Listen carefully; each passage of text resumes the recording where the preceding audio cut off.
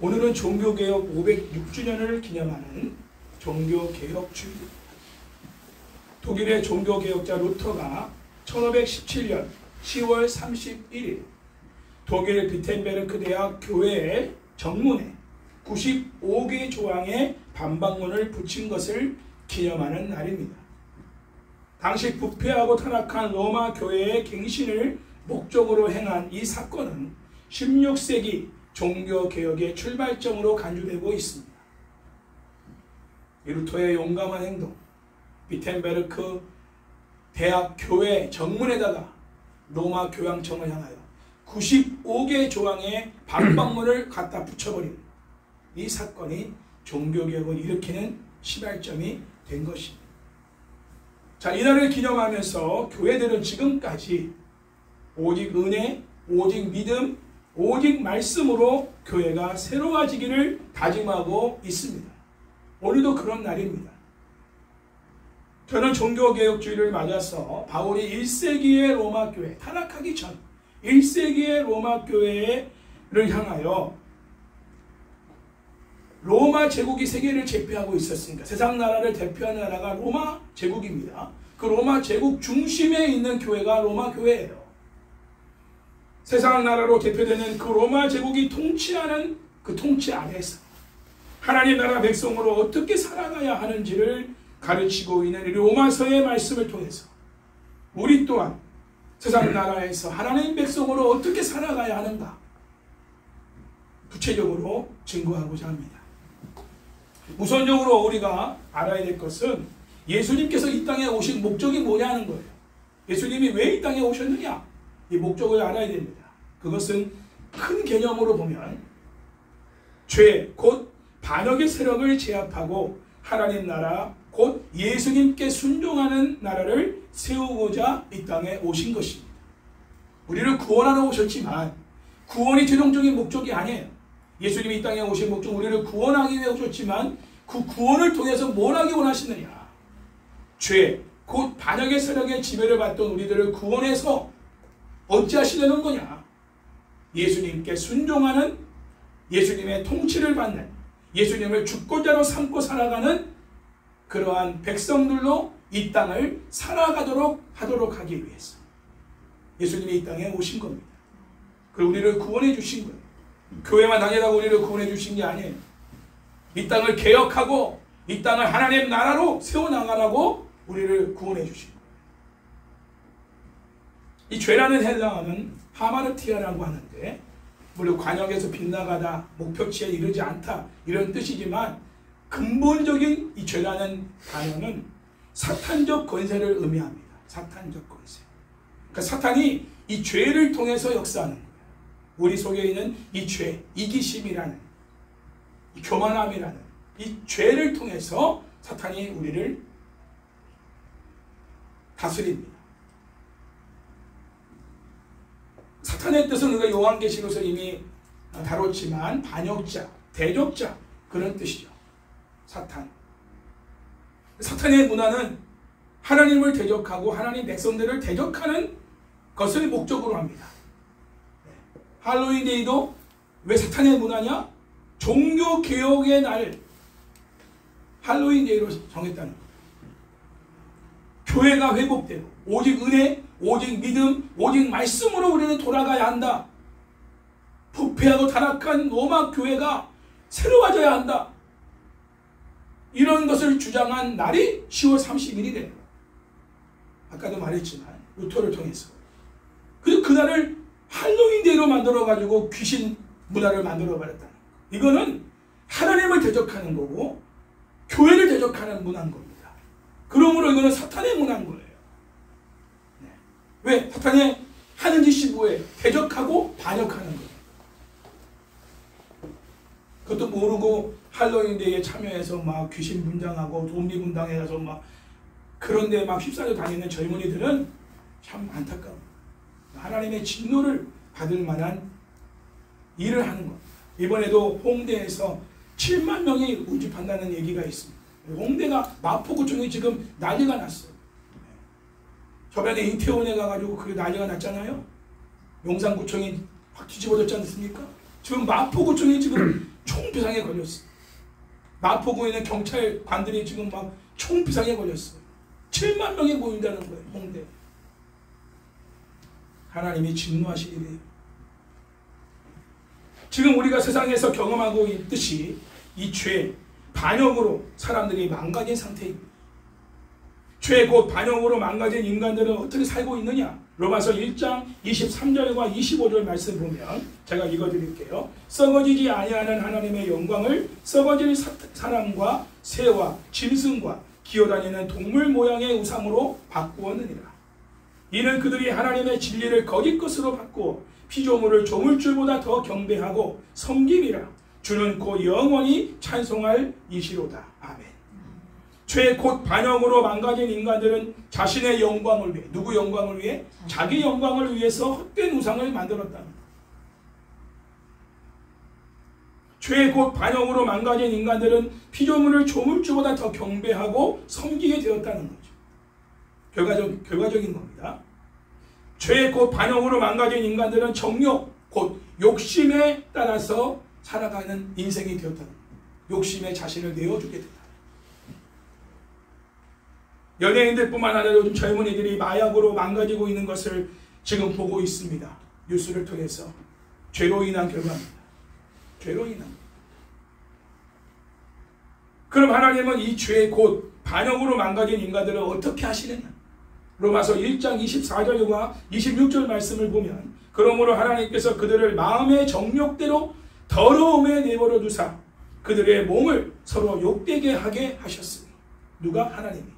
이 때문에 하나님께서 그들을 부끄러운 욕심에 내버려 두셨으니 곧 그들의 여자들도 순리대로 쓸 것을 바꾸어 영리로 쓰며, 영리라는 말은 동성애를 말하는 뜻입니다. 그 뒷구절 27절을 보면은 남자들도 각각 남자와 함께 동침하는 그런 내용이 또 나오거든요. 동성애를 말하는. 하나님은 죄의 지배를 받아 불순종하는 인간들을 더러움에 그냥 내버려 두십니다. 그들을 끊임없이 마음의 정욕, 욕심에 따라서 욕심에 사로잡혀 살게 그냥 내버려 두십니다. 인간의 욕심의 마지막 정점이 뭐냐? 동성애. 인간의 욕구.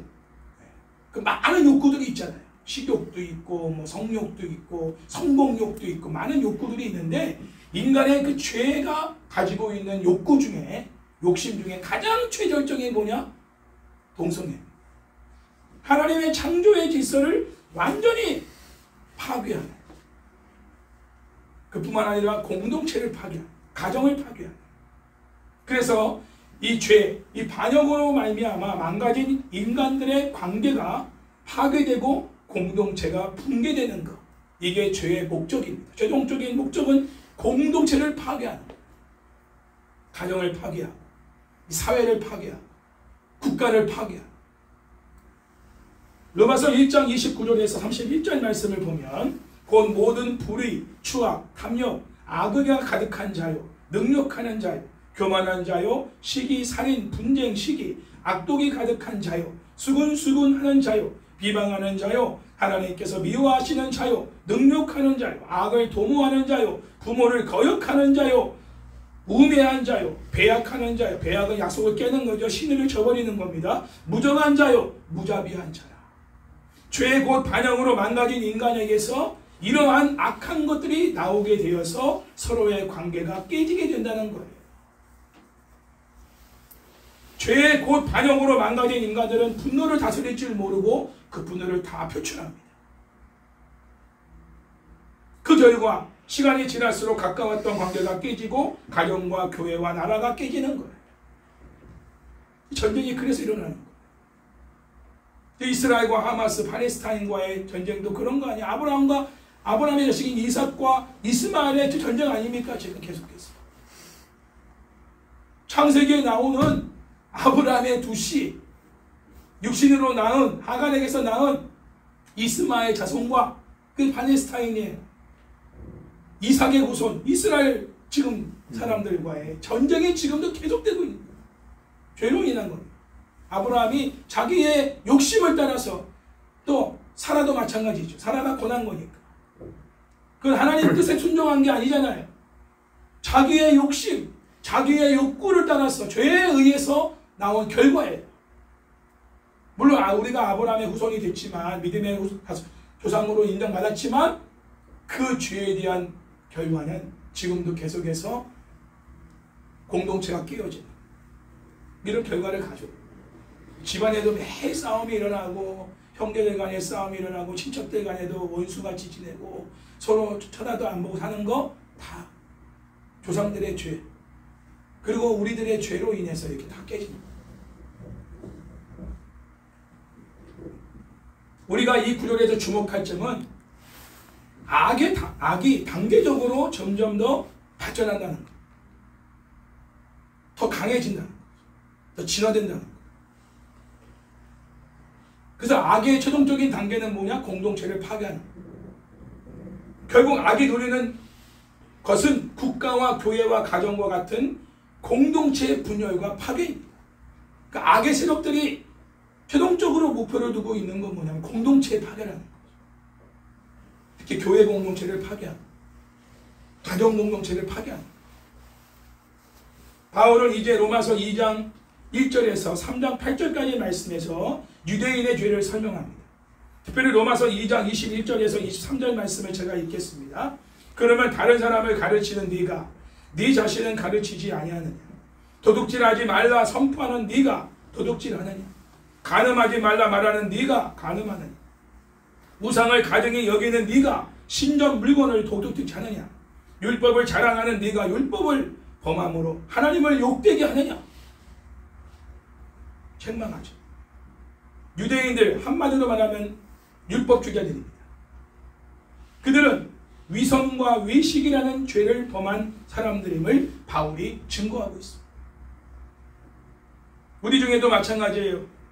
자기는 말씀을 지키지 않으면서 다른 사람들을 지키라고 강요하고, 말씀을 지키지 않으면 그 사람들을 판단하고 정죄하는 거, 이거 죄입니다. 그래서 로마서에서 가장 바울이 로마 교회에서 많이 말하는 게 비판하지 마라, 판단하지 마라. 그리고 오늘 결정적으로 15장 7절에서 서로를 받아들여라. 유대인 그리스도인 공동체와 이방인 그리스도인 공동체가 서로가 하나가 안 돼 있는 거예요. 우월함을 갖고 있는 사람들이 유대인 그리스도인 공동체, 유대인이었다가 그리스도인이 된 사람들이 텃세를 부리는 거예요. 교회에서 자기들이 더 우월하다 이거지. 우리는 그래도 유대인 출신이다 이거야. 니네는 이방인 출신이죠. 우상단지들을 섬겼던 이방인들 아니냐? 같은 그리스도인이라도 급이 달라, 급이 달라, 결이 달라. 너희들하고는 하나가 될 수가 없어. 이게 로마교회 문제였던 거야. 1세기 로마교회. 바울이 이 문제를 다루기 위해서 얼마나 많은 지금 말을 하고 있는지 몰라. 결론적인 건 그리스도가 너희를 받았으니 너희도 서로를 받아들여라 이거예요. 자신을 기쁘게 하는 자가 되지 말고 서로를 기쁘게 하는 자가 되라. 할렐루야. 네 자신이 기뻐하는 것에 따라서 행동하지 마라. 지체들이 기뻐할 수 있는 말을 따라서 행동하라. 이거예요. 중요한 거.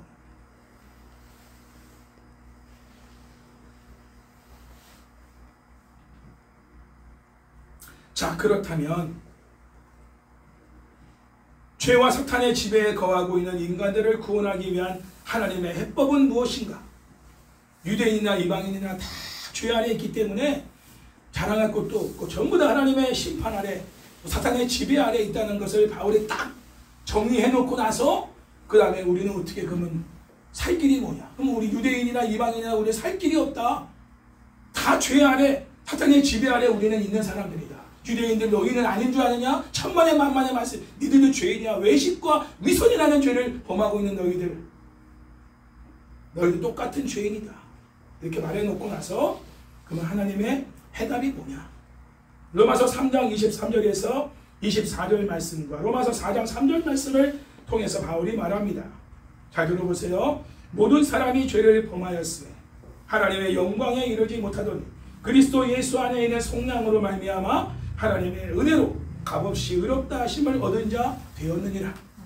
성경이 무엇을 말하느냐? 아브라함이 하나님을 믿음에 그것이 그에게 의로 여겨진 바 되었느니라. 자, 이렇게 대표적인 말씀만 제가 증거하고 있는 겁니다. 자, 여기에서 이 신칭이 오직 믿음으로 의롭다함을 받는다. 이 교리가 나옵니다.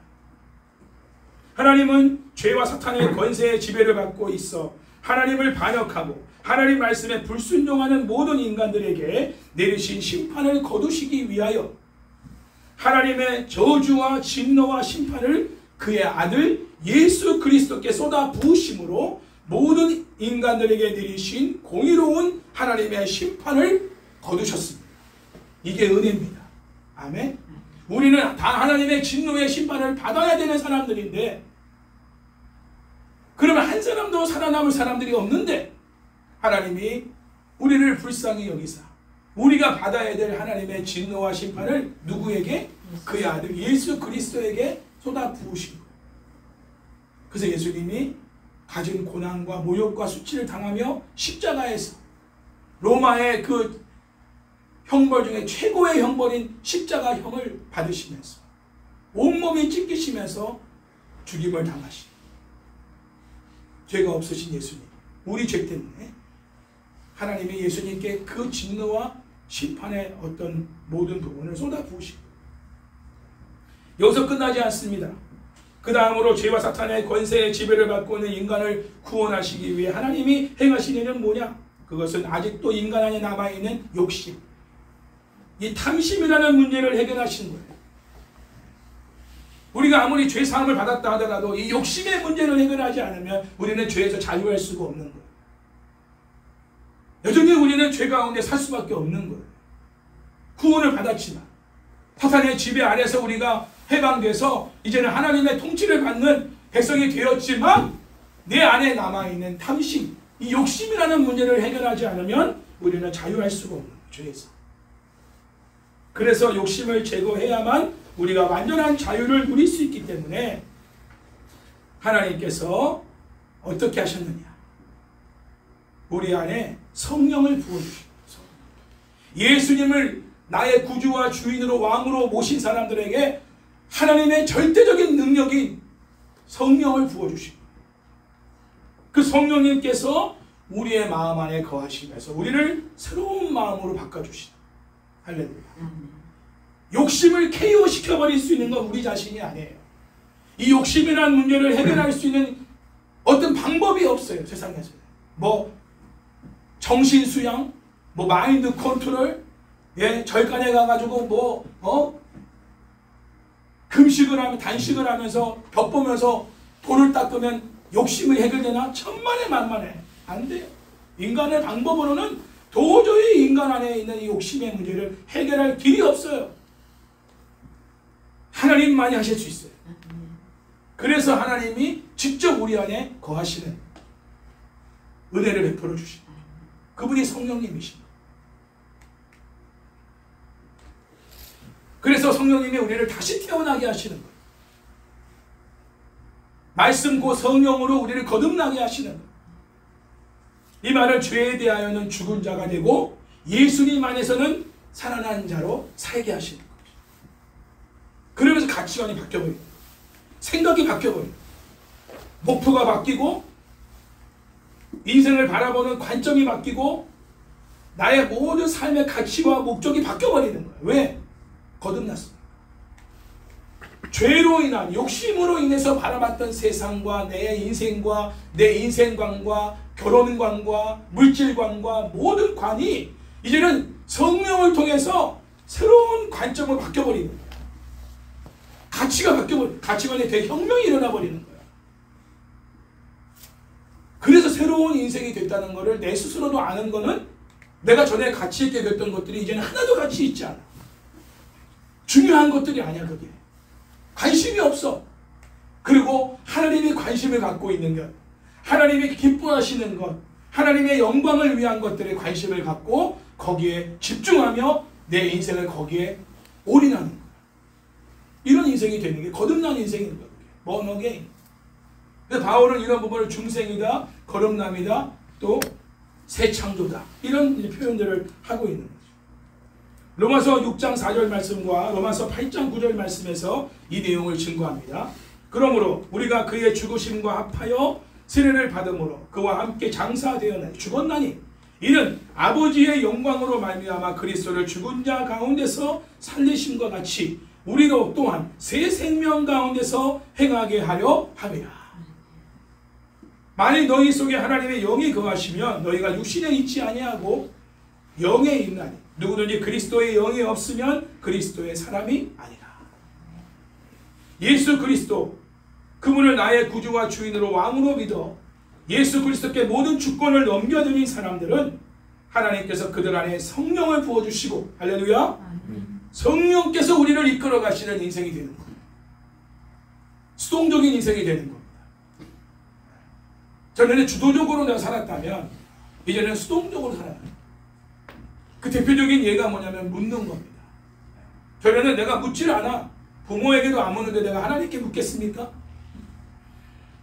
독단적으로 결정하고 행동했던 내가 뭘 묻는다 해도 돼요? 어떻게 될까요? 뭐가 좋으십니까? 이런 묻는 사람이 됐다는 건 굉장한 변한 거예요. 왜? 주권을 내가 행사하지 않는 거잖아요. 묻는 대상이 누구냐? 하나님께. 하나님께, 성령님께 묻는 거. 성령님 어떻게든 지혜를 주십시오. 어떤 결정을 해야 됩니까? 그게 어떤 결정을 해야 하나님이 기뻐하시는 결정이고 하나님께 영광이 되는 결정입니까? 내가 원하는 것을 선택하는 게 아니라 하나님이 원하시는 걸 선택하는 거예요. 이게 새로운 생명으로 거듭난 사람들의 삶인 것입니다. 로마서 8장 5절 6절 말씀 보면 육신을 따르는 자는 육신의 일을, 영을 따르는 자는 영의 일을 생각하나니 육신의 생각은 사망이요 영의 생각은 생명과 평안이니라. 아멘. 성령님은 성령의 생각으로 성령을 따르는 사람들을 인도하시고 생각으로 역사하세요.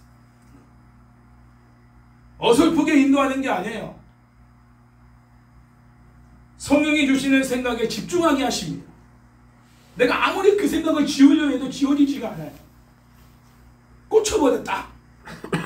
그리고 전 인격을 다해서 그 생각의 방향으로 전력을 다하게 하시고 힘을 다하게 하시고 성령님이 주신 그 생각, 우리 감동이라고 하지만 그 생각에 의해서 내가 아주 올인하게 만들어요. 거기에 막 내가 다른 생각이 안 나. 거기에 막 내가 미친 사람처럼 거기에 막 집중하게 하시는 거예요.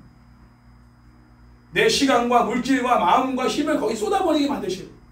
누가? 성령님이 그렇게 있고 영이 있는 사람들, 성령이 나를 지배하는 사람들은 성령님이 생각을 통해서 우리를 이끌어 가시는 거예요. 성령의 생각은 하나님의 소원, 하나님이 기뻐하시는 것을 말합니다. 내가 원하는 게 아니에요. 하나님이 원하시는 소원을, 그분이 기뻐하시는 것을 따라서 내가 거기에 집중하는 거예요. 성령께서 예수님을 믿는 자 안에 들어오시어 십자가의 복음을 통해 나를 향한 하나님의 사랑을 먼저 깨닫게 하시고 나를 위해 십자가에 달려 죽어주신 예수님을 뜨겁게 사랑하게 하시고 예수님을 향해 헌신하게 하시고 예수님이 주신 새 계명 서로 사랑하라. 내가 너희를 사랑한 것 같이 너희도 서로 사랑하라. 이 새 계명을 따르고자 하는 강렬한 열망과 힘을 부어주신 누가? 성령님께서. 십자가의 그 사랑을 깨닫게 하시는 분도 성령님이시고 그 십자가에 다니신 주님을 위해 사랑하고 헌신하게 만드는 분도 성령님이시고 그 주님이 행하신 그 복음증거 사역에 헌신하고 중보기도 사명을 감당하게 하시는 분도 성령님이시고 그리고 원수까지도 사랑하게 만드시는 분이 성령님이시고 내 의지로는 못합니다. 결국 성령님은 믿는 자 안에서 사랑의 열매를 맺어 율법을 완성시키시는 분이에요. 로마서 8장 4절 말씀을 보면 육신을 따르지 않고 그 영을 따라 행하는 우리에게 율법의 요구가 이루어지게 하려 하심이니라. 무엇으로요? 사랑을 행함. 성령의 열매는 사랑의 열매인 거죠. 결국 사랑으로 율법을 완성하게 하심. 율법의 두 정신이 뭐예요? 하나님을 사랑하고 그리고 두 번째, 내 이웃을 내 몸과 같이 사랑하라. 마음과 힘과 정성과 목숨과 내 모든 걸 다하여 하나님을 사랑하는 것. 첫째 계명. 둘째 계명은 내 이웃을 내 몸과 같이 사랑하라. 결국 사랑 아닙니까? 그 사랑을 행하게 하시는 분이 성령님이고 그 사랑을 통해서 율법을 완성하게 하시는 분이 성령님이신 거죠. 왜 이게 중요하냐면 사탄이 죄를 통해서 우리에게 역사한다고 했잖아요. 사탄이 참소하는 자리에 있었지만 요한계시록에서 쫓겨났지 않습니까? 이 땅에 내려와서 무슨 일을 하냐 거짓말로 자꾸 우리를 속이는 거야. 하와에게 왔듯이. 그래서 야 너 이 말씀도 안 지켰잖아. 너 이 말씀도 안 지켰잖아. 너 이 말씀도 안 지켰잖아. 야 네가 그러고도 그리스도인이야? 네가 목사냐? 네가 집사냐? 네가 권사냐? 우리를 기롱해요. 하나님과의 관계를 막 멀게 하게 하고 하나님 앞에 나가지 못하게 만드는 거야. 그랬을 때 결정이 뭐냐? 사랑. 사랑을 행함으로 율법을 완성하게 하심으로 인해서 그런 모든 말을 해도 그래 나는 그래도 나는 하나님을 사랑하고 내 가족과 내 이웃 사랑하고 그리고 나에게 이렇게 해를 끼친 사람들도 내가 그들을 위해 축복하라고 하며 축복하며 기도하고 있어. 나는 지금 사랑을 행하고 있어. 까부지 마. 속 들어가 버려. 왜? 사랑으로 우리는 율법을 완성한 사람이에요. 율법의 조항들 가지고 우리를 막 지적하고 정죄한다 해도 우리가 사랑을 행하고 있는 한 우리는 정죄를 받을 수가 없는 거예요. 바울을 예수님께서 이 땅에 오시어 십자가에 죽으시고 부활하며 승천하시어 성령을 보내심으로 이스라엘을 회복해 하신다는 것을 로마서 9장과 11장에서 전하고 있습니다. 자, 로마서 2장에 대한 답을 로마서 11장 25절 26절에서 바울이 증거하고 있는데 제가 읽어봅니다. 형제들아 너희가 스스로 지혜 있다 하면서 이 신비를 너희가 모르기를 내가 원하지 아니하노니 이 신비는 이방인의 충만한 수가 들어오기까지 이스라엘의 더러는 우둔하게 된 것이라. 그리하여 온 이스라엘의 구원을 받으리라.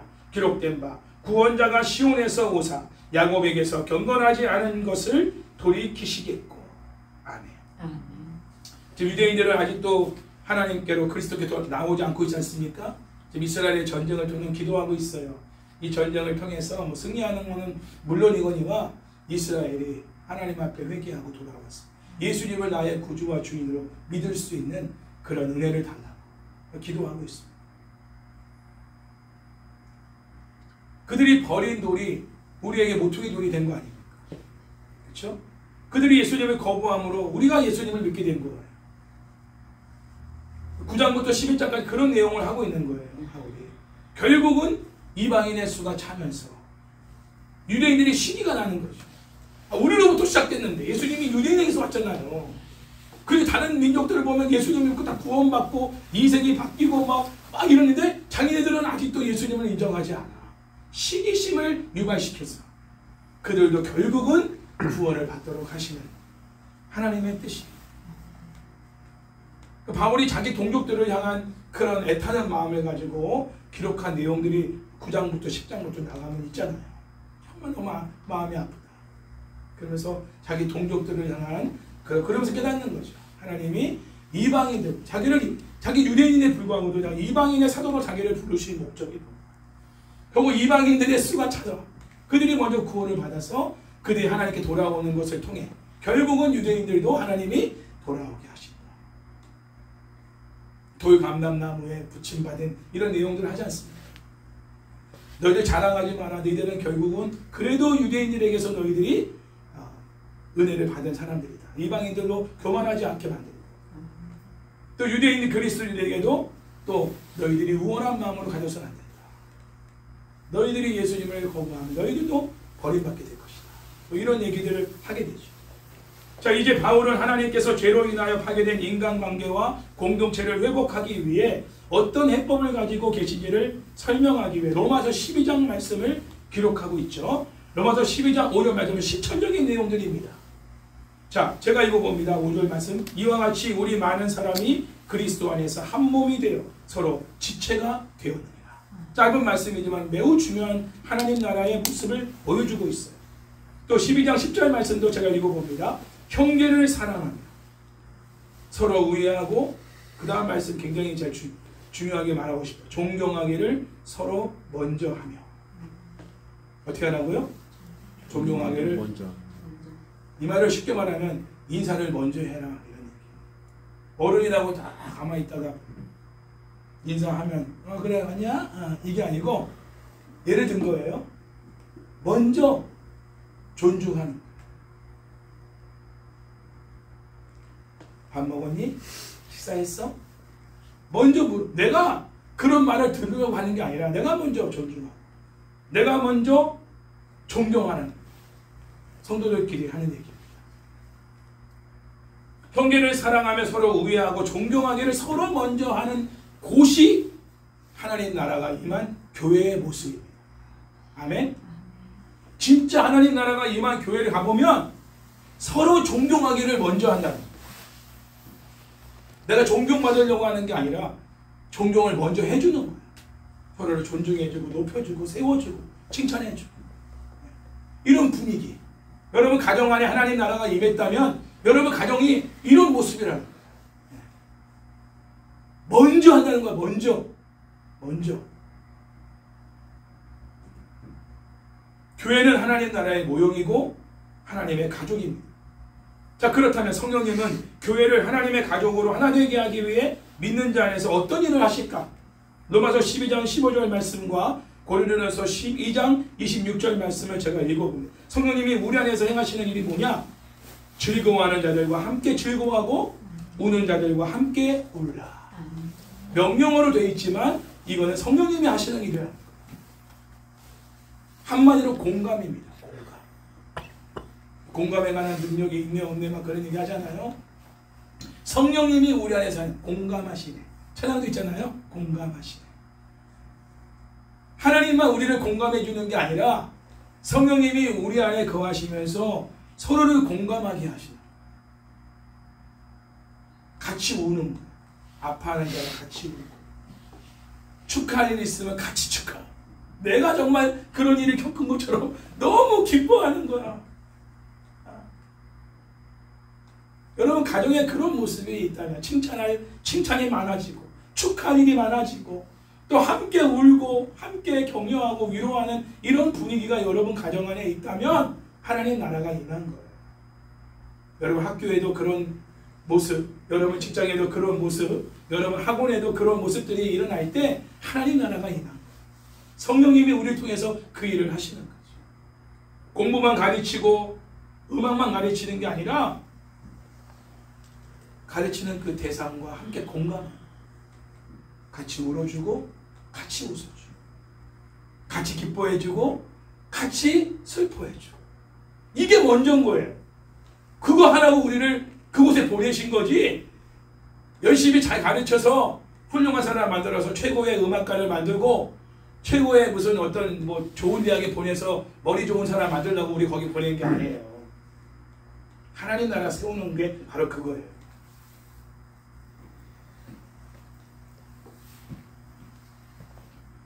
하나님 나라, 곧 순종의 나라는 섬김과 나눔, 자기 희생을 통해 가정과 교회와 사회 안에 임하게 되는 것. 세 가지: 섬김, 나눔, 자기 희생. 성령님은 그 세 가지를 통해서 우리를 통해 하나님 나라를 보여주고 하나님 나라를 세워가시는 분이시다. 내가 섬기는 게 아니에요. 내가 나누는 게 아니에요. 성령님이 하시는 걸 내 안에서.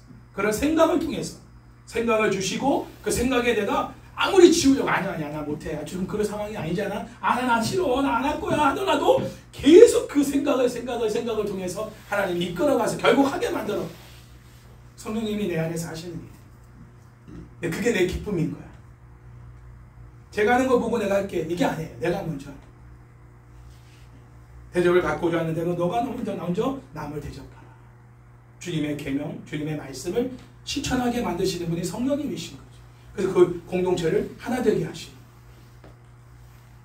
로마서 14장 17절 말씀에서 바울이 전하는 바를 들어보십시오. 하나님 나라는 먹는 것과 마시는 것이 아니요 오직 성령 안에 있는 의와 평강, 곧 화평과 희락이라. 아멘.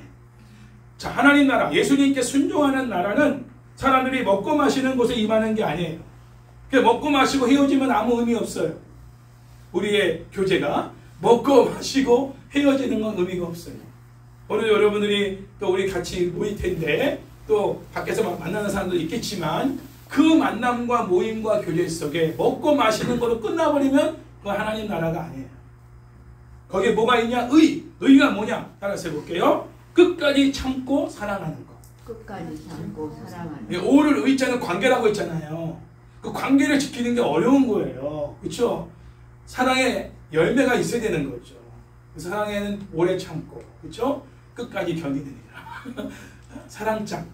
고린도서 13장 말씀. 성령의 열매가 왜 필요하냐? 성령님이 그 의라는 관계를 이어가도록 신의를 지키는 건 성령님이 아니면 할 수가 없어요. 그 의가 뭐냐? 끝까지 참고 사랑하는. 미워할래야 미워할 수 없는 거야. 나한테 한 것만 보면 진짜 막 이가 갈리는데 그게 안 되는 거지. 그 사람은 의를 깼는지 몰라도 나는 의를 지켜나가. 그 되게 하시는 분이 성령님. 그리고 그걸 통해서 화평, 평강을 얻게 하시는 거예요. 자, 우리의 마음이 평강이 없다? 관계 이상에 있는 겁니다. 그 관계가 회복이 되면 그 사람하고 나하고 관계가 다 회복이 안 돼도 내 안에서 먼저 회복이 하면 그게 뭐라고 했어요? 참고 사랑하는 거. 끝까지 참고 인내하고 그래 그렇지 이 또한 지나가니 주여 어느 때까는 언젠가는 변하겠지 뭐 이러면서 참고 인내하며 사랑하는 그런 가운데서 평강이 오는 거야. 화평이. 그리고 그 결과가 뭐냐? 기쁨, 희락의 열매가 맺어지는 거예요. 순서가 그렇습니다. 의가 먼저 돼야 되는 거예요. 참고 그리고 끝까지 참고 그리고 사랑하는 이 삶을 살아갈 때 화평, 평강이 내 안에 임하면서 기쁨이라는 정서가 내 안에 샘솟게 되는 거죠. 그 기쁨은 나의 힘이 되는 거예요. 사실 나 혼자 있을 때는 기쁘지 않죠. 물론 어느 정도 기간 동안은 기쁠 수 있어요. 혼자 있는 거 좋아하는 사람들이 있으니까. 그러나 사실 오랜 기간 수십 년 동안을 혼자 지내는 게 좋다? 기쁘다? 정신과에 가봐야 됩니다. 문제가 있는 사람이에요. 정상이 아니에요. 정상이 아니에요. 정상이 아닌 사람들이 요즘 너무 많아요. 은둔형 인간들. 일본에 더 많죠. 자, 그러므로 로마서 15장 17절 말씀, 오늘 이 말씀, 핵심적인 말씀에서 중요한 부분이 뭐냐? 사랑의 공동체로 함께 즐거워하고 함께 울 때 그곳에 하나님 나라가 이루어지기 때문에 바울이 이제 결정적으로 이제 하고자 하는 말을 하는 거예요. 너희들끼리 서로 받아라. 한 지체로 받아들여라. 인정하고 싶지 않겠지만 너희들하고 결이 다르고 레벨이 다르고 급이 다르니까 그들을 한 지체로 받아들이기가 어렵겠지만 받아들여라. 이 말을 하고 싶습니다. 로마 교회의 근본적인 문제가 그 문제였기 때문에 오래 참은 거예요. 바울이 굉장히 오래 참다가 15장 가서야 딱 꺼낸 카드가 뭐냐? 이제 서로 좀 받아. 같은 지체야. 그리스도 예수 안에 한 지체란 말이야. 너는 그 사람이 싫겠지만 예수님이 받은 사람이야. 너도 받았고 이 사람도 받았어. 너희들은 그리스도 안에 한 지체라는 거, 한 형제라는 거를 잊지 마. 그러니 좀 기분 나쁘고 꼴사납고 보고 싶지 않아도 받아들여. 권면하는 거죠. 세상에서는 신분, 지위, 경제력, 학벌, 지역, 나이, 성별 등으로 사람들을 차별합니다. 세상 나라가 죄의 곧 반역의 세력인 사탄이 지배하는 나라이기 때문에 그럴 수밖에 없어요. 당시 로마가 그런 나라였습니다. 그렇죠? 계급사회, 철저한 계급사회. 그 로마의 어떤 문화의 영향을 로마 교회가 받았던 거예요. 어느 정도. 그러니까 그 안에도 급이 있는 거고 나름의 계급이 있는 거예요. 종도 있고 거기는 주인도 있단 말이죠. 그렇죠? 그러면 교회 와서까지도 종이고 교회 와서까지도 주인 노릇을 해서는 안 되는 거죠. 교회 와서는 한 형제요 자매인 거예요. 세상에서 사장이고 나는 종업원이라고 해서 교회 같이 출석하고 있는 성도라면 교회 안에서까지도 사장님이고 대리 뭐 주임 아니란 말이에요. 근데 저기 어느 교회 가면 목장 모임 뭐 이런 셀 모임 같은 거 하는 가보면 거기는요 장관급들부터 해가지고 저 차관급도 다 있단 말이죠. 옛날에 얘기했잖아요 몇 번. 과일 누가 깎는다고요? 밖에서 급이 제일 낮은 남편이 제일 급이 낮은 그 아내가 과일을 깎는 거예요. 그리고 과일만 깎아요. 음식 다 만들어 대접. 그리고 그 급이 높은 남편의 직급이 높은 사람들의 대접만 받는 겁니다. 이게 큰 교회의 구역 모임의 모습입니다. 로마 교회도 나름의 그런 모습들이 있었다는 거예요. 아직까지. 아무리 로마 교회가 건강한 교회지만, 영향력을 끼치는 교회지만 여전히 세상의 문화적인 그 계급 문화가 들어와 있다는 거죠. 아니라는 거예요. 여러분, 그 당시에 이런 메시지는 충격적인 메시지죠.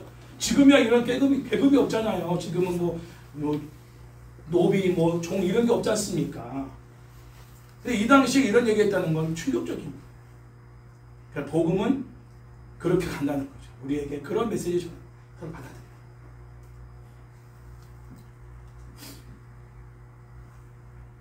사실 그 복음 안에서 이렇게 자녀들을 양육하는 부모님들은 자녀들에게 편애하지 않습니다. 똑같이 된다. 우리 전정희 사모가는 참 그걸 너무너무 잘해요. 참 그걸 너무너무 존경해요. 꼭 은총이 거 음식을 내겨놓습니다. 오빠 거다. 한 3일, 4일을 기다렸다가 안 오면 니네 먹어라. 버리는. 그러니까 애들이 그게 아마 배웠을 거예요. 아, 우리 엄마는 아무리 야 됐어. 그냥 다 먹으니까 알았을 때 다 먹어버려. 이럴 수도 있잖아요. 내가 그 얘기했어요. 우리 사람한테. 지금은 역시 엄마는 우리를 더 사랑해 오빠보다. 그러지만 나중에 이 아이들이 엄마가 돼서 아이들을 키우는 나이가 되면 그때는 엄마의 그 행동을 판단할 것이다. 그때 엄마가 왜 그랬을까? 이건 아닌데. 그렇게 키우는 건 아니었는데. 그때 가서는 분명히 알 것이다. 지금은 자녀들이니까 모르는 거지. 애를 키워봤어야 알지. 나는 그럼 그렇게 키우면 안 되겠다. 나는 똑같이 돼야겠다. 그런데 당신이 그렇게 안 하니 자녀들이 참 똑같이 보고 배운 대로 행동할 것 같아. 당신은 참 최고의 멋진 아내야. 내가 이렇게 차에서 얘기한 적이 있거든. 그게 어떤 인간적인 모습이 아니라 복음 안에서 성령이 내 안에 거하시는 부모는 자녀들을 아무리 나에게 막대하는 자식이라도 편애하지 않는다. 책망을 할지언정 똑같은 사랑을 베풀어준다. 그게 누가 하시느냐? 성령님이 하시다. 그래서 형제 간의 관계를 우애시키는 거예요. 서로 이렇게 차이를 두고 벽을 두게 만드는 게 아니라 형제 간의 관계를 똘똘 뭉쳐서 하나 되게 만드는 역할을 하는 게 믿음의 부모. 성령이 충만한 부모의 모습이에요. 그게. 저는 옛날에 그러지 못했던 거죠. 목사였지만 지금은 그렇게 이제 살아가고 있죠. 기억하세요. 꼭 기억하세요. 하나님 나라가 임한 곳에는 차별이 없습니다. 예수 그리스도 안에서 다 깨어지고 성령 안에서 그리스도의 몸된 지체로 서로 받아들여지기 때문에 하나님 나라 안에는 차별이 없다. 자, 그렇죠. 그런데 현대 교회의 모습을 보면 그렇지 않아요. 또 현대 그리스도인들의 삶을 보면 그렇지 않은 모습이 훨씬 더 많이 보입니다. 왜 그러냐? 첫 번째 이유는 종말론이 잘못되었기 때문이고, 두 번째 이유는 교회가 세속화되었기 때문입니다. 자, 종말론이 잘못됐다는 건 뭐냐면 이분법적인 종말론이 들어왔다는 거야, 교회 안에. 자, 이 말은 뭐냐면 사람이 죽어서 가는 내세의 천국만을 많은 목사님들이 강조했다는 거예요. 현실의 삶에서는 아무렇게나 살아도 되는 것처럼 생각하는 그리스도인들이 의외로 많습니다. 그래서 세상법이나 교회법을 어기고 무엇보다 성경도 자기 멋대로 해석하며 내 교회만, 내 사업만, 내 자식만 잘 되면 그만이지 하는 생각으로 전혀 하나님 나라에 관심을 두지 않는 이기적인 목회자와 성도들이 너무도 많아요. 이 시대에. 우리 교회만 부흥하면 되지, 옆 교회가 망하든지 뭐 월세를 못 내 쫓겨나든지 관심 없어. 여러분 가정 안에서 그래도 안 돼요. 형제 간에도 마찬가지예요. 정 못 살고 어려운 가운데 있는 형제들이 있으면 지혜롭게 좀 여유가 있는 형제들이 도와야 돼요. 지혜롭게, 생색내지 않게, 자존심 세워주면서. 너는 그렇게 사니까 맨날 그 모양 그 꼴이지. 아이고 참나. 그래 계속 그렇게 살아. 네 인생 원래 그런 거야. 우리는 그렇게 안 살아. 벽을 두는 게 아니야. 근데 그런 장로님, 그런 모사님 되게 많아요. 같은 교회 안에서도 급을 나누는데 목사라는 성도들이 있으면 그 사람과 같이 밥 먹습니까? 같은 레벨의 사람들하고 밥을 먹지? 절대 같이 어울리지 않아요. 골프 치는 사람들과 같이 어울리는 거고 테니스 치는 사람과 같이 어울리는 거지. 저렇게 못 사는 사람하고 같이 어울려가지고 목장 모임을 한다? 아유, 내 수준이 떨어져서 안 해요. 잘못된 종말론이 들어온 거. 그러나 하나님의 나라는 앞으로 다가올 내세의 삶보다 우리가 살고 있는 온 땅이 하나님이 거하시는 거룩한 지성소가 되고 온 땅이 새로운 에덴 동산이 되는 것에, 그게 어떻게 가능하냐? 이 땅에 사는 그리스도인들이 하나님 나라의 가치를 가지고 살아갈 때 가능합니다. 자, 그럼 하나님 나라는 무엇을 가치로 여길까요? 하나님 나라는 따라서 해볼게요. 하나님의 영광을 드러내는 것. 하나님의 영광을 드러내는 것. 그게 가치로 삼고 있어요. 영어 말하기 대회 내가 대상 타서 내가 상을 받는 거. 이게 목적이 아니에요. 하나님께 영광을 돌려드려요. 하나님이 하셨습니다. 내 지혜가 아니라. 그래서 하나님이 한영을 약하게 하신 거예요. 목소리도 기침도 다 완전한 상태가 아니었는데 아침에 저한테 다 문자를 보냈더라고요. 하영이가 직접 나한테 기도 부탁한 건 처음이에요. 목사님, 제가 지금 이거 해야 되는데 기침이 아직 멈추지 않고 콧물이 나서 잘 할 수 있도록 기도해 주세요. 너무 감동받았어요.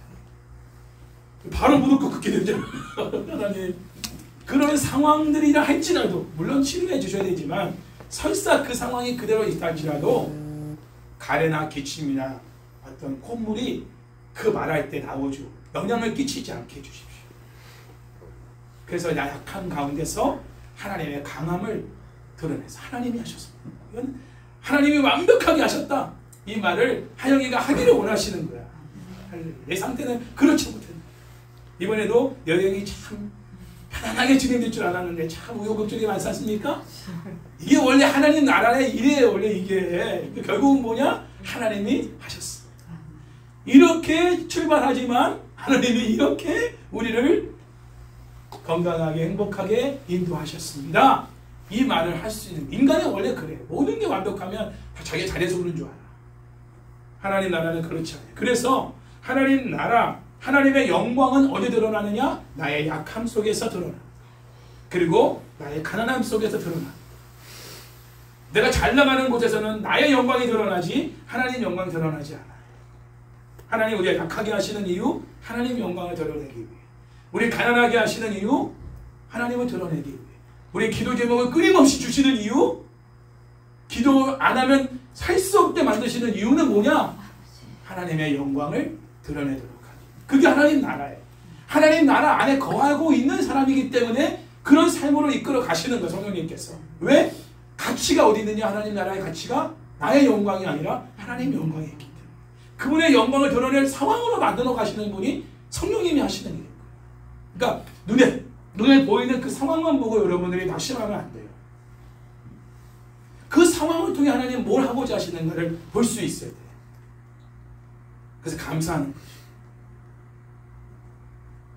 예를 들어서 예수님께서 제자들을 통해 누군가에게 찾아가 주가 쓰시겠다라 하는 말씀을 전했을 때 또 한 사람이 자기 소중하게 여기는 한번 타보지 않은 나귀 새끼를 제공하지 않습니까? 그 사람의 헌신이 있고 또 나귀를 헌신한 거잖아요.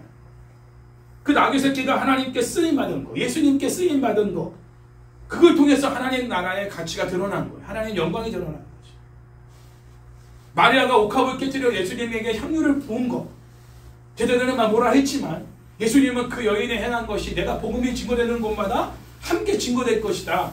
왜? 하나님의 영광을 드러낸 거. 우리가 물질을 쓰더라도 그 물질을 통해 하나님의 영광이 드러날 때 그게 가치 있는 거예요. 내 영광 드러내는 거는 그게 아무리 구제라 할지라도 아무리 성경금이라 할지라도 내 이름이 드러나는 거, 내 사업적인 이름이 드러나는 건 하나님의 나라 안에서는 가치가 없는 거예요. 그거는. 왜? 하나님 영광과는 아무 상관이 없거든. 하나님의 영광이 드러나는 게 하나님 나라의 가치이기 때문에 무엇을 하든 먹든지 마시든지 무엇을 하든지 하나님의 영광을 위하여 하라라는 말씀이 나오는 겁니다. 할렐루야. 소화가 안 돼도 기도하면서 먹었는데 소화가 잘 돼. 누가 하셨어? 하나님이 하셨어. 아, 이 음식은 내가 비유산에서 못 먹는데 주여 믿음으로 먹습니다 하고 먹었어. 괜찮아? 먹으니까 누가 하신 거야? 하나님이 하신 거야. 하나님께 영광. 이 모든 약함이 하나님의 영광을 드러내는 데 사용되는 거야. 불평할 게 아니라 감사할 거야. 그 약함이. 왜? 하나님의 영광을 드러내는 그런 통로기 때문에. 그래서 우리는 어디에 가치를 두고 살아야 된다고요? 하나님 나라의 가치가 하나님 영광 돌리는 거니까. 직장생활, 사업, 공부, 목회 모두 다 우리가 하나님 영광을 위해 사는 거. 자, 이러한 삶이 이중국적을 가지고 살아가는, 다시 말해서 세상 나라에 살고 있지만 하나님 나라의 백성을 살아가는 우리들에게 있어서 매우 중요한 삶인 것입니다. 우리가 머무는 건 세상이지만 우리의 가치는 어디 있느냐? 하나님 나라에. 그래서 머무는 이 땅의 가치를 다 사는 게 아니라 우리가 속한 하나님 나라의 가치를 가지고 이 세상에서 살아가는 거예요. 그러라고 하나님이 우리를 이 땅에 남겨두신 거예요. 이런 삶을 살아갈 때 하나님 나라가 확정되는 거예요. 우리의 삶을 보고 많은 사람들이 영향을 받는 거죠. 그리고 그들도 하나님께 영광을 돌리는 기회가 되는 거예요. 그래서 하나님의 나라가 확정이 되는 거예요. 그리고 아까도 말했지만 교회가 제도화되었다, 세속화되었다. 이게 또 하나의 문제입니다. 그러다 보니까 교회에 많은 문제가 발생하게 되고 성령님이 일하지 않는 교회가 되는 거예요. 왜? 돈으로 일하니까. 건물 가지고 임대사업 해가지고 그 돈 가지고 다 목회자 사례비 주고, 전도사 가지고 사례비 주고, 그 돈 가지고 선교하고, 그 돈 가지고 뭐 하는데 무슨 기도가 필요하고 무슨 성령의 도움이 필요하겠냐 말이야. 건물만 있으면은 교회 운영이 되는 걸. 하나님 나라는 그런 데서 임하지 않아요. 나의 약함과 가난함 속에서 절대적으로 주님을 의지하게 돼. 왜 우리가 하나님 매달 생활비 안 주면 못 사는 상황이냐? 여러분 싫죠? 저도 싫어요. 그러나 구하라! 그러면 주실 것이요. 찾으라! 그러면 찾아낼 것이요. 문을 두드리라! 그러면 열릴 것이니 구하는 자마다 다 하나님이 주실 것이다. 기도하게 하십니다. 왜 기도하게 하냐? 기도의 최종적인 목적은 기도 응답이 아니에요. 하나님의 영광입니다. 하나님의 영광을 돌리는 길은 기도, 감사. 감사를 통해 하나님께 영광을 돌릴 수 있죠. 찬양. 그리고 그러므로 나의 약함 속에서 기도하고 나의 약함 속에서 감사하고 나의 가난함 속에서 하나님을 찬양하고 높일 때 더 큰 하나님의 영광이 드러나게 되는 것입니다. 그러나 교회가 타락함으로 교회 안에 우상이 들어옴으로 타락하게 되고 공동체가 파괴되는 거예요. 교회가 깨지는 거예요. 하나님 나라의 회복은 죄 용서와 새로운 마음의 창조와 사랑의 공동체를 통해서 세워지게 되는 것입니다. 그러므로 이제 결론적으로 말씀을 드립니다. 우선 우리의 마음에서부터 하나님 나라가 임하도록 우리가 기도해야 합니다. 그러려면 우리 마음의 우상을 제하셔야 돼요. 내 마음의 우상이 뭔지 우리 목장 모임에서 나눴지만 여러분 이거 없으면 못 살아. 오늘 예배 드리는 이 순간에도 우리 중심에 하나님이 아니고 다른 뭔가가 있다면 그게 우상. 내 마음의 지성소에 오직 하나님만 모셔요. 그래야 하나님 나라가 임하게 되고요. 그 하나님 나라가 임한 그 사람이 섬김과 나눔과 자기 희생을 행할 수 있어요. 그 사람의 그 섬김과 나눔과 희생을 통해 가정이 하나님 나라가 되는 거예요. 그리고 그런 사람이 직장에 가서 또 사업을 하며 또 학교에 가서 그런 삶을 살아갈 때 하나님 나라가 세워져 가는 거예요. 내 안에 하나님 나라가 임하지 않으면 우리 가정에도 하나님 나라가 임할 수가 없어요. 하나님 나라는 어떤 나라라고 했어요? 예수님의 주권자로 인정하고 예수님께 순종하는 나라가 하나님 나라. 그럼 예수님께 물어야 돼요. 묻고 그분의 뜻을 알고 그분의 뜻 가운데 사는 것이죠. 우리 마음에 하나님 나라가 이루어지려면 두 마음이 아닌 하나님이 주시는 한 마음, 한 뜻만 품어야 됩니다. 두 마음을 가지면 우리는 하나님 나라를 경험할 수 없어요. 의와 화평과 희락의 열매를 맺을 수가 없습니다. 그리고 우리 가정과 교회 안에 하나님의 나라가 이루어지려면 바울이 고린도전서 1장 10절에서 증거하듯이 모두가 같은 말, 같은 마음, 같은 뜻으로 온전히 합해야 합니다. 더 실제적으로 우리가 몸담고 있는 공동체가 사랑과 섬김의 공동체가 되어야 한다는 것.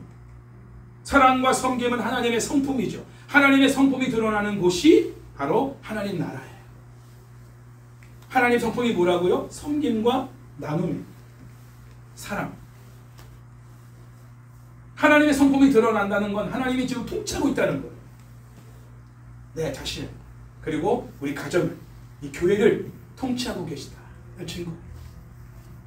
자, 이제 사랑의 열매, 그 성령의 열매를 통해서 거듭난 성도들을 마음과 가정과 교회 안에서 이제 맺어지는 그러한 열매들을 통해서 하나님 나라가 세워져 나가는 것. 이것이 바로 하나님께서 우리에게 원하시는 삶이라는 것.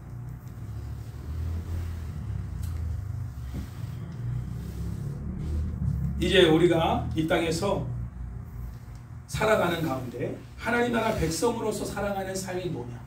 섬김과 나눔과 자기 희생이라는 그러한 성령의 열매를 통해서 내 안에서부터 하나님 나라가 임하고 내가 머무는 가정, 내가 만나는 사람들 가운데도 그러한 성령의 열매들을 통해서 하나님 나라가 보여지고 세워지고 그래서 하나님께 영광이 되어지는 그런 삶을 사는 것이 세상 나라에서 하나님 나라 백성으로 살아가는 삶이라는 것을 오늘 바울을 통해서 전체적으로 말씀을 나누고 있습니다. 특별히 우리 안에 서로를 받아들이지 못할 만한 부분들이 있다면 그 또한도 우리가 먼저 존경하며 그 사람을 받아들일 수 있는 내 가족의 구성원으로, 내 교회의 구성원으로, 내 한 지체로 받아들이고 사랑할 수 있는 이런 마음을 달라고 우리가 기도하면서 우리 가정 안에도 하나님 나라가 먼저 임할 수 있기를 주의 이름으로 축원합니다.